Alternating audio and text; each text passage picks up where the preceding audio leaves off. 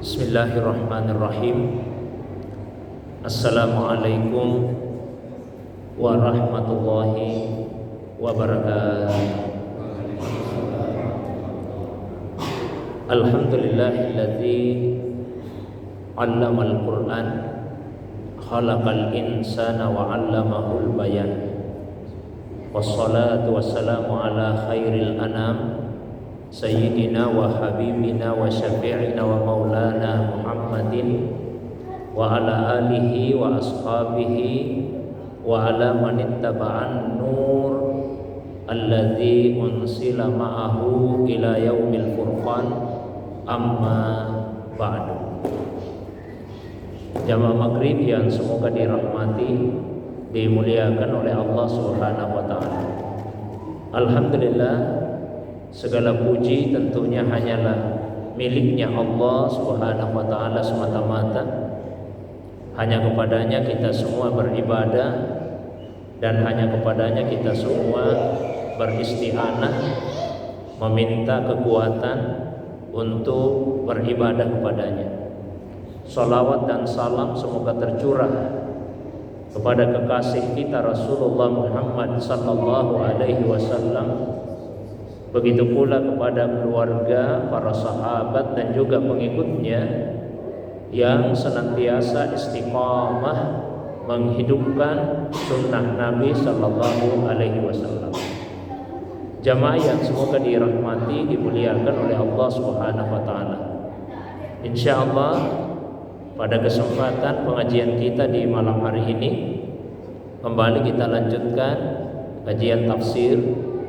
Pertemuan yang terakhir telah sama-sama kita membaca dua surah di dalam Al-Quran, yaitu surah Al-Falaq dan surah An-Nas.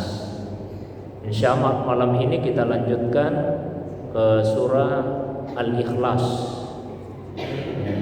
urutan surah yang ke-22 dari segi urutan turunnya menurut sebagian ulama kita. Surah ini diturunkan setelah surah An-Nas dan termasuk surah Makkiyah, yaitu surah yang turun di Makkah sebelum Rasulullah SAW hijrah ke Madinah. Meskipun ada sebagian ulama yang berpandangan bahwa surah ini adalah surah Madaniyah, turun di Madinah setelah Nabi hijrah ke sana. Berdasarkan sebuah riwayat yang menceritakan bahwa ada sekelompok orang Yahudi yang mendatangi Nabi Sallallahu Alaihi Wasallam, kemudian menanyakan kepada beliau bagaimana sifat-sifat Tuhan yang disembah oleh Rasulullah Sallallahu Alaihi Wasallam. Maka Nabi kemudian membacakan kepada mereka surah Al-Ikhlas. Nah, sekalipun ada riwayat tersebut, tapi itu tidak menunjukkan bahwa surah Al-Ikhlas turunnya di Madinah. Tapi Rasulullah membacakan kepada mereka surah Al-Ikhlas yang telah diturunkan sebelumnya di Makkah. Surah ini mempunyai banyak nama, bahkan ada lebih 20 nama yang disandangkan kepada surah tersebut. Di antaranya dia dinamai dengan surah At-Tajrid. At-Tajrid artinya mengosongkan atau memfokuskan penyembahan hanya kepada Allah. Dia juga dinamai dengan surah At-Tafrid, mengesahkan Allah Subhanahu wa taala. Dia juga dinamai dengan surah An-Najah, surah keselamatan. Juga dinamai dengan surah As-Samad, tempat bersandar. Tapi dari sekian banyak namanya, yang paling populer yaitu surah Al-Ikhlas. Al-Ikhlas berasal dari kata akhlasa yukhlisu ikhlas, yang maknanya adalah memurnikan. Setelah sebelumnya keruh, lalu kemudian disaring, dimurnikan sehingga dia menjadi khalis, menjadi murni. Nah, itulah namanya yang paling populer, yaitu surah Al-Ikhlas. Di antara keutamaan dari surah tersebut, Nabi menjelaskan di dalam hadis bahwa surah Al-Ikhlas ta'dilu sulus Al-Quran, setara dengan sepertiga Al-Quran. Sebagian ulama menjelaskan itu dikarenakan ajaran-ajaran agama yang disarikan dari ayat-ayat Al-Quran bisa dibagi menjadi 3 kategorinya.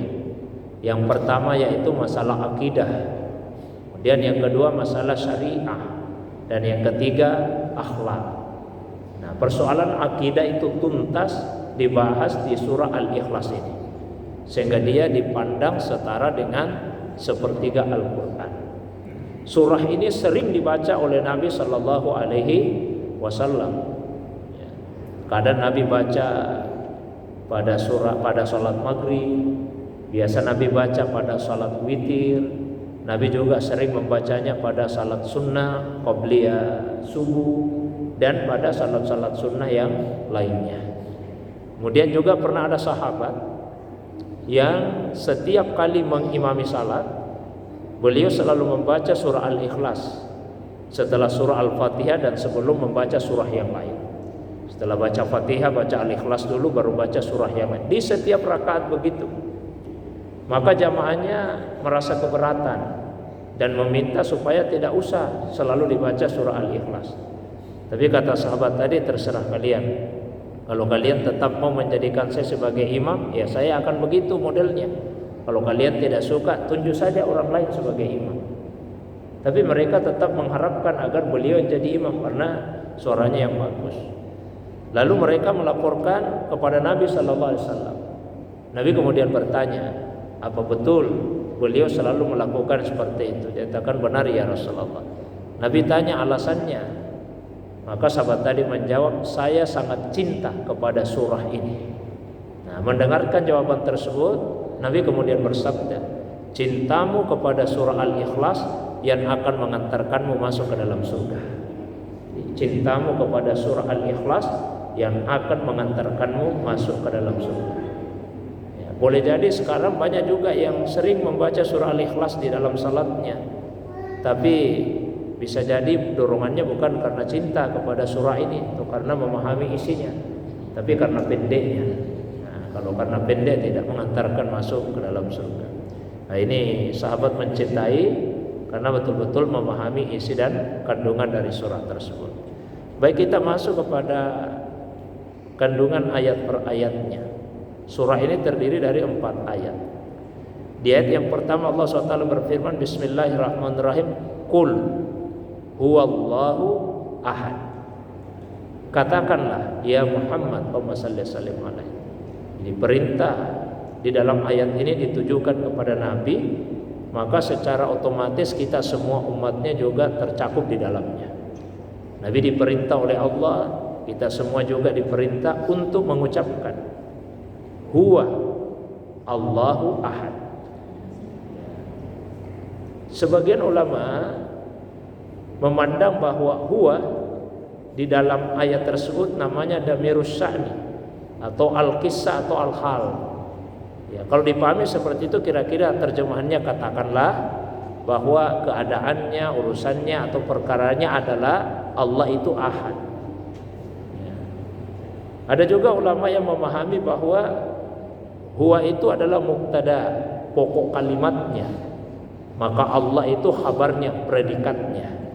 Jadi maknanya katakanlah Dia adalah Allah. Ya. Dia adalah Allah yang Ahad, yang Maha Esa. Jadi dua-duanya bisa dipahami dengan cara yang seperti itu. Katakanlah Dia adalah Allah.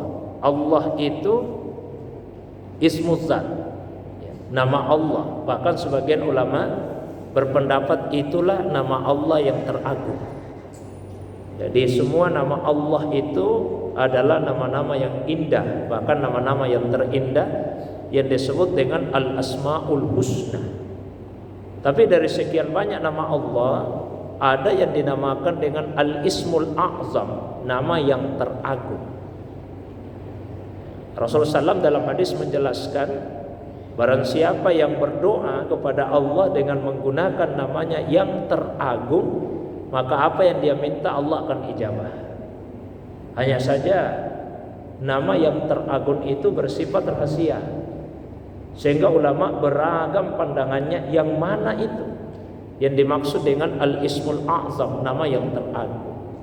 Ada ulama yang menyatakan bahwa nama Allah yang teragung ada pada ayat wa ilahukum ilahu wahid. Ada juga ulama yang menyatakan bahwa nama Allah yang teragung ada pada ayat Allahu la ilaha illa huwal hayyul qayyum. Ada juga ulama yang mengatakan bahwa nama Allah yang teragung Al-Hannan Al-Mannan. Sebagian ulama berpandangan bahwa nama Allah yang teragung adalah Allah itu sendiri. Dan nama inilah yang paling unik di antara sekian banyak nama-nama Allah yang lain. Bahkan tidak ada kata dalam bahasa apapun, bukan hanya dalam bahasa Arab, dalam bahasa apapun yang seunik dengan kata Allah tersebut. Kata ini terdiri dari 4 huruf. Ada 4 hurufnya. Alif, lam, ha, Allah. Kalau dihilangkan satu-satu, itu tetap menunjuk kepada Allah. Kita hilangkan huruf pertamanya. Jadi yang tersisa 3 huruf, lam, ha. Bacanya apa? Lillah. Lillah itu artinya miliknya Allah. Kita hilangkan lagi huruf yang keduanya. Yang tersisa 2 huruf, lam dan ha. Maka bacanya lahu. Lahu itu artinya kepunyaannya. Ya, kepunyaannya Allah. Di Al-Quran kita banyak membaca lahu ma fis samawati wa ma fil ardi misalnya. Dihilangkan lagi hurufnya yang ketiga, tersisa 1 huruf, hu. Yang dimaksud dengan hu itu huwa. Maknanya dialah Allah. Dialah Allah. Atau misalnya dari 4 huruf tersebut yang dihilangkan huruf terakhirnya. Jadi kita baca illun, itu juga maknanya Allah, Tuhannya. Di surah At-Taubah ayat yang ke-10 Allah SWT berfirman, la yarkubuna fi mu'minin, mereka tidak memperhatikan dalam keadaannya orang-orang yang beriman itu illun. Itu sebagai ulama memahami il di situ maknanya adalah Tuhan. Atau katakanlah misalnya kita hilangkan huruf lamnya, dua-duanya dihilangkan. Jadi yang tersisa hanya huruf pertama dan huruf terakhir. Bacanya apa? A. Ya, A. Boleh jadi, mohon maaf, kadang kita mendengar ada yang berzikir dengan mengucapkan A. A. Ya. Bagi sebagian orang itu dipandang tidak ada dasarnya. Tapi bagi ulama yang lain itu ada dasarnya. Kita bisa baca di surah Hud ayat 75. Ketika Allah mensifati Nabi Ibrahim alaihissalam itu disebutkan inna Ibrahima la halimun awwahun munibun. Sesungguhnya Ibrahim itu la halimun, benar-benar penyantun, awwahun, dan beliau awwah, kemudian munib, dan selalu bertobat kepada Allah Subhanahu wa taala. Apa maknanya awwahun? Ada ulama yang memahami awwah itu yang sangat tunduk kepada Allah. Ulama lain, misalnya penulis kitab Al-Anwar As-Satiyah itu menyatakan awwah itu maknanya yang sering mengucapkan yang merujuk kepada Allah Subhanahu wa ta'ala. Sehingga sebagian kalangan itu berzikir dengan mengucapkan Jadi dasarnya tadi di surah Hud ayat 75. Inna Ibrahima la halimun awwahun munib. Awwah maknanya yang banyak mengucapkan Sama dengan misalnya kalau kita katakan Razzaq, artinya yang banyak memberikan rezeki. Wahhab, yang banyak memberi. Ghaffar, yang banyak memberikan pengampunan. Jadi Awwah, yang banyak mengucapkan Ya, memang benar sebagian ulama kita itu berpandangan bahwa zikir tidak boleh lebih pendek dari kalimat la ilaha illallah. Karena adanya hadis yang diriwayatkan oleh Imam At-Tirmizi dan juga oleh Imam Ibnu Majah dalam kitab sunan mereka masing-masing. Dari Jabir bin Abdullah, semoga Allah meridainya, Nabi bersabda, afdaluz zikri la ilaha illallah wa afdalud du'ai alhamdulillah. Afdaluz zikri, seutama-utama zikir la ilaha illallah, dan seutama-utama doa alhamdulillah. Jadi ada dua yang disampaikan oleh Rasulullah SAW dalam hadis tadi. Satu, seutama-utama zikir la ilaha illallah. Dari situlah sebagai ulama berpandangan, oh tidak boleh zikir lebih pendek dari kalimat la ilaha illallah. Paling pendek la ilaha illallah. Tidak boleh misalnya dengan isim mufrad, dengan Allah, Allah. Ya. Apalagi yang lebih pendek dari itu, misalnya huwa, apalagi seperti tadi, hu atau ah. Paling pendek la ilaha illallah. Ini ya hadis yang dijadikan pegangan.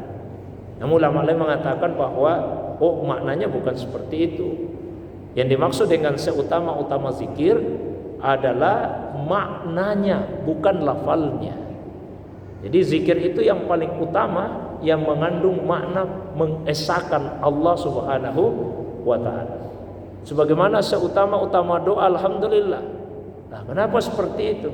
Padahal kalau kita ucapkan alhamdulillah tidak menunjukkan adanya permintaan. Alhamdulillah itu kan pujian.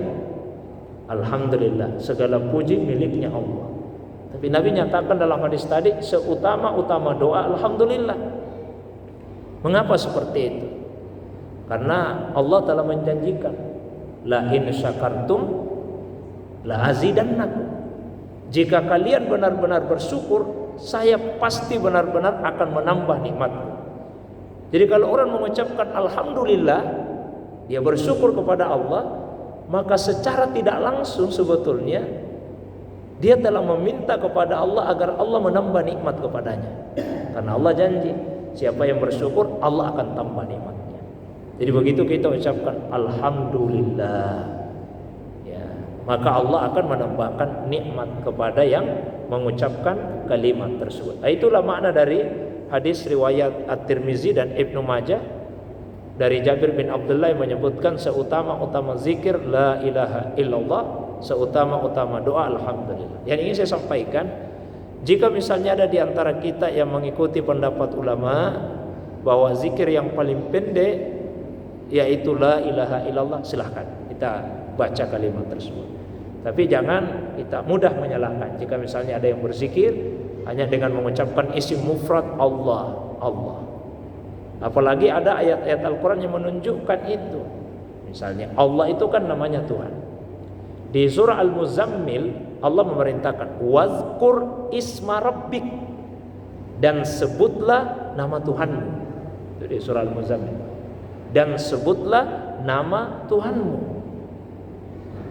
Di surah Al-A'la juga Allah berfirman, qad aflaha man tazakka wa zakarasma rabbih fasalla. Sungguh berbahagialah orang yang mensucikan diri dan dia menyebut namanya Tuhan. Nama Tuhan yang disebut ya misalnya Allah. Dan didukung di hadis, di antaranya diriwayatkan oleh Imam Al-Bukhari, disebutkan bahwa kiamat itu tidak akan terjadi sampai tidak tersisa lagi di muka bumi ini man qala Allah Allah.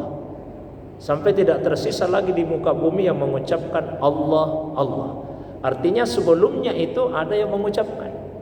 Begitu tidak ada lagi yang mengucapkan, maka akan terjadilah kiamat. Kemudian dasarnya ulama kita mengatakan zikir dengan huwa karena di Al-Quran disebutkan la ilaha illa huwa. Berarti huwa itu menunjuk kepada Allah Subhanahu wa ta'ala. Nah, itu ayat yang pertama. Kemudian ayat yang kedua, Allahus Samad. Samad itu minimal punya dua arti. Satu, yang tidak ada rongganya. Samad yang tidak ada rongganya. Yang kedua, samad artinya tumpuan yang paling tinggi, sandaran yang paling tinggi. Jadi kalau dikatakan Allah itu samad, berarti Allah tidak punya rongga. Yang dimaksud situ tidak punya rongga, tidak membutuhkan sesuatu untuk mengisinya. Karena kalau misalnya kita ini manusia ada rongga perut, ya diisi dengan makanan, diisi dengan minuman. Allah itu tidak punya rongga.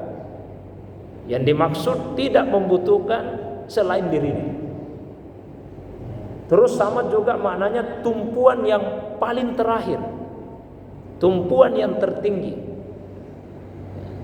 sandaran yang paling agung. Contoh, misalnya ada anak kecil, kasihan, dia punya masalah di luar rumah, pulang ke rumah dia akan mencari orang tuanya, ibunya misalnya, untuk dijadikan sebagai sandaran.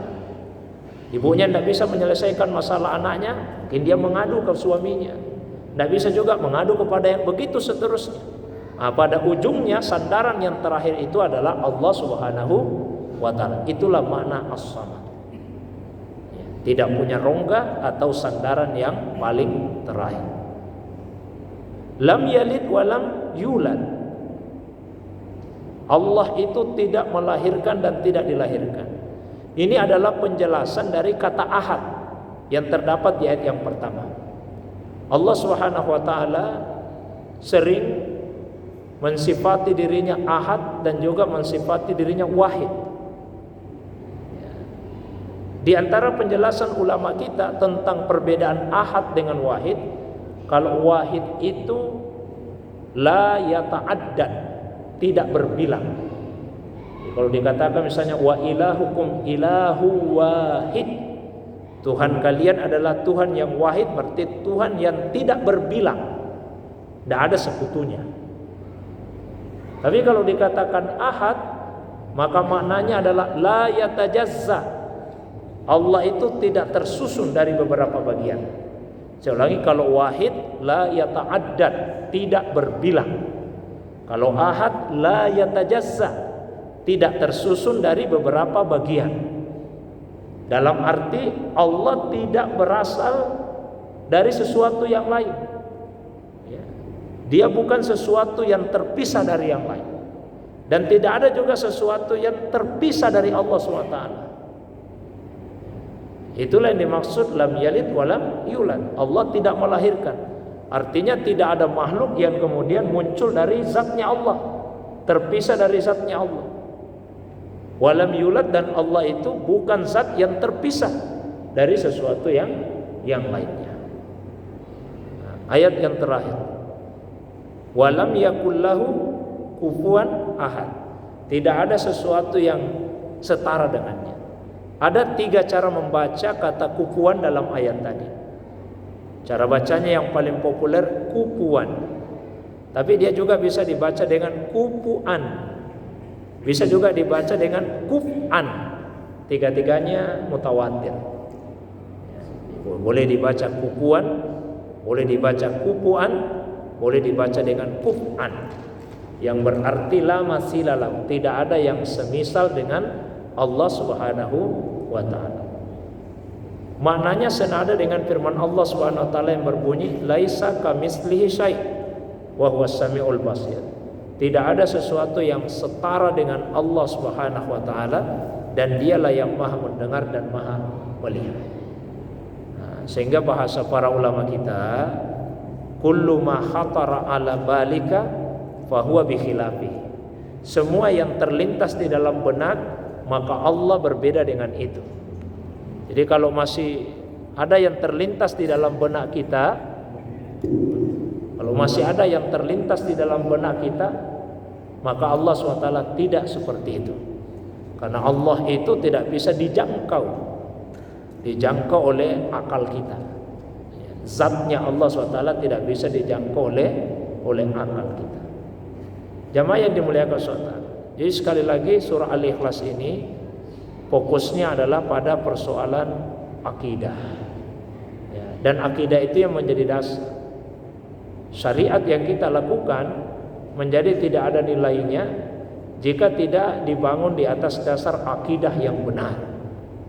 Itulah sebabnya amal kebaikan yang dilakukan oleh orang di luar Islam tidak ada nilainya nanti di hari kemudian.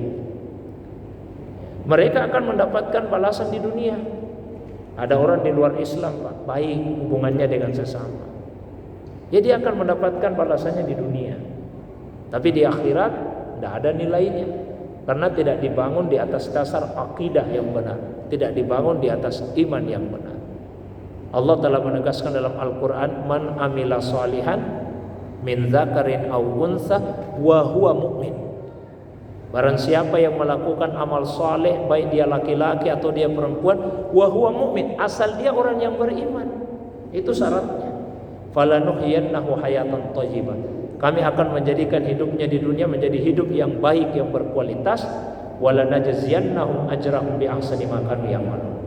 Dan kami akan memberikan kepadanya balasan yang lebih baik daripada apa yang telah mereka lakukan semasa hidupnya di dunia. Pada akhirnya jemaah sekalian, mudah-mudahan kita bisa mengamalkan isi dan kandungan dari surah Al-Ikhlas ini. Ya paling tidak kita rajin-rajin untuk membacanya, minimal di dalam salat sunnah kita baca, atau dalam salat wajib ya kita pernah membaca surah Al-Ikhlas. Biasanya dia dipasangkan dengan surah Al-Kafirun. Al-Kafirun di rakaat yang pertama, kemudian Al-Ikhlas di rakaat yang kedua. Tadi saya sebutkan bahwa Nabi paling sering ketika melaksanakan salat sunnah 2 rakaat sebelum subuh itu membaca surah Al-Kafirun di rakaat yang pertama dan surah Al-Ikhlas di rakaat yang kedua.